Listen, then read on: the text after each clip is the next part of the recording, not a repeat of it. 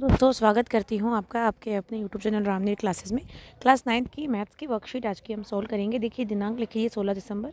ये नहीं लिखनी है आपको, आज की डेट लिखनी है 6/1/2022 क्योंकि आज वर्कशीट आई है। अध्याय है हीरोन का सूत्र, टॉपिक भी है हीरोन का सूत्र। तो यहाँ पर 5 सवाल दे रखे हैं हीरोन के सूत्र से। 5 सवालों के सही आंसर आपको इस वीडियो में देखने को मिलेंगे, मैंने खुद सॉल्व किए हैं।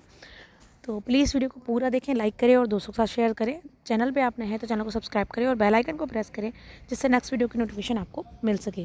क्वेश्चन नंबर 1 है, एक समांतर चतुर्भुज का आधार 18 मीटर है एवं क्षेत्रफल 174.60 वर्ग मीटर है, तो इसकी ऊंचाई लिखिए। तो इसको हल करेंगे। समांतर चतुर्भुज का आधार 18 मीटर, क्षेत्रफल है 174.60 वर्ग मीटर, ऊंचाई हो जाएगी क्षेत्रफल बटे आधार, तो ये हो जाएगी 174.60 बटे 18 बराबर हो जाएगा 9.70 मीटर उत्तर। ठीक है, ये उत्तर है। दूसरा देखेंगे, यदि ABC त्रिभुज की भुजाएं तो त्रिभुज का अर्ध परिमाप लिखिए। तो यहाँ त्रिभुज का अर्ध परिमाप हो जाएगा SA + B + C बटा 2। तो ये अर्ध परिमाप का सिर्फ सूत्र ही पूछा है। तो 2 सवाल तो बहुत ही आसान थे। चलिए देखते हैं तीसरा सवाल क्या कह रहा है। चतुर्भुज का क्षेत्रफल ज्ञात कीजिए जिसकी भुजाएं क्रमशः AB बराबर 3 सेमी, BC बराबर 4 सेमी, CD बराबर 6 सेमी और DA बराबर 5 सेमी तथा विकर्ण AC बराबर 5 सेमी है। तो इसको इस तरह करना है। देखिए सवाल किताब में लगभग मिलता जुलता है, लेकिन यहाँ भुजा की लंबाई एक की चेंज है, तो मैंने इसलिए सॉल्व किया है इसको। यह है ABCD एक चतुर्भुज है। तो आकृति है जिसमें विकर्ण हमने दे रखा है AC बराबर 5 सेमी।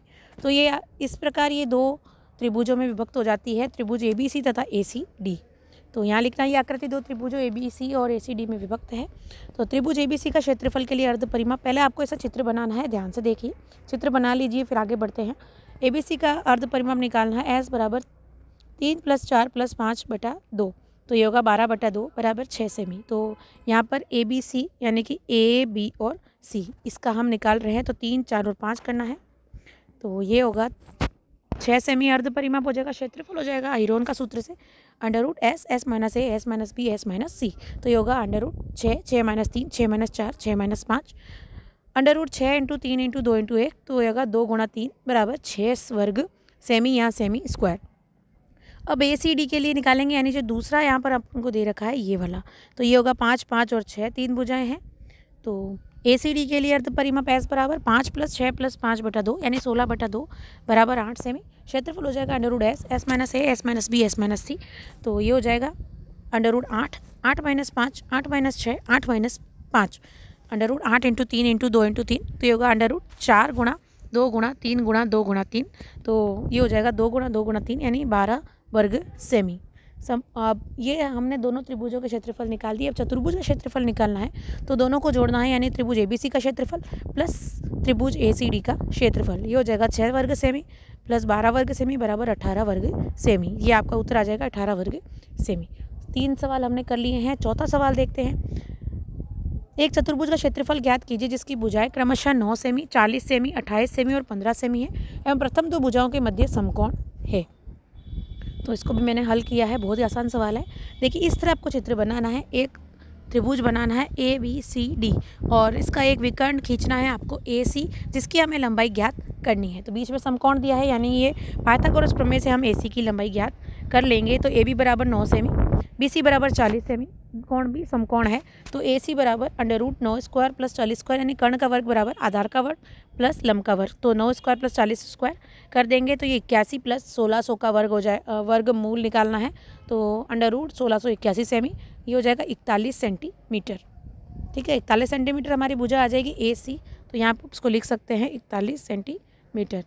अब आपको देखना है, 2 त्रिभुज बन गए, तो त्रिभुज ABC और ACD दोनों का क्षेत्रफल निकाल के फिर जोड़ना है। तो त्रिभुज ABC का क्षेत्रफल हो जाएगा 1/2 आधार गुणा ऊंचाई, तो ये होगा 1/2 40 × 9 बराबर 180 सेमी स्क्वायर या वर्ग सेमी। अब ACD का क्षेत्रफल निकालेंगे, तो इसके लिए पहले S निकालना पड़ेगा क्योंकि ये हीरोन का सूत्र से निकालेंगे।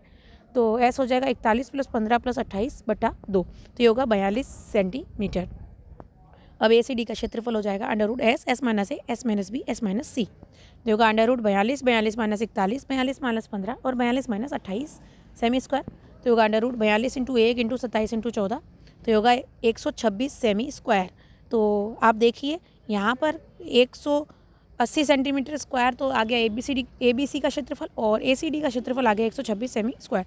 हमें संपूर्ण चतुर्भुज का क्षेत्रफल निकालना, तो संपूर्ण चतुर्भुज ABCD का क्षेत्रफल हो जाएगा 180 semi square plus 126 centimetre square बराबर 306 वर्ग सेमी। ये आएगा उत्तर 306 वर्ग सेमी। तो हमने 4 सवाल कर लिए हैं।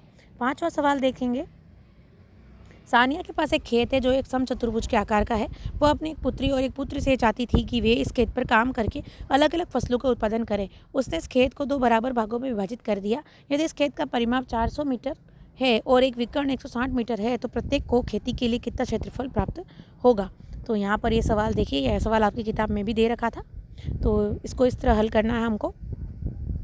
देखिए 400 मीटर का खेत है तो 400 यानी 100 मीटर की भुजा हो जाएगी और इसका विकर्ण हो जाएगा 160 मीटर का। तो मान लीजिए ABCD खेत है, इसका परिमाप 400 मीटर है, इसलिए प्रत्येक भुजा होगी 400 मीटर बटे 4 यानी 100 मीटर। अब AB बराबर AD बराबर 100 मीटर है। मान लीजिए विकर्ण BD बराबर 160 सेमी है, 160 मीटर है, तब त्रिभुज ABD का अर्ध परिमाप हो जाएगा 100 प्लस 100 प्लस 160 बटा 2 मीटर बराबर 180 मीटर। अब त्रिभुज ABD का क्षेत्रफल निकालना, अर्ध परिमाप निकल गया, तो under root 180 minus 100, 180 minus 100, 180 minus 160 metre square, तो होगा under root 180 into 80 into 80 into 20 metre square, ये होगा 4800 मीटर स्क्वायर। इसलिए प्रत्येक को खेती करने के लिए 4800 मीटर स्क्वायर क्षेत्रफल प्राप्त होगा। तो ये आपने सवाल देख लिया 5वां। तो यहाँ चारों सवालों के मैंने हल करके आपको उत्तर बताए हैं। आशा करते हैं आपको वीडियो अच्छा लगा होगा। प्लीज़ वीडियो को लाइक करें और दोस्तों के साथ शेयर करें। चैनल पे आप नए हैं तो चैनल को सब्सक्राइब करें और बेल आइकन को प्रेस करें जिससे नेक्स्ट वीडियो की नोटिफिकेशन आपको मिल सके।